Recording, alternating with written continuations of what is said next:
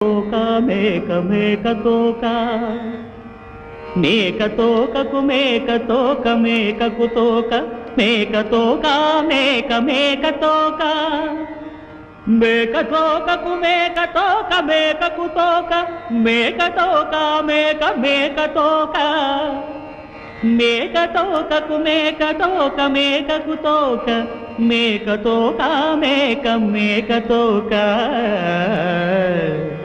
మేక తోక తోక మేక మేక తోక మేక మేక తోక తోక మేక మేక తోక మేక మేక తోక తోక మేక మేక తోక మేక మేక తోక తోక మేక మేక తోక మేక.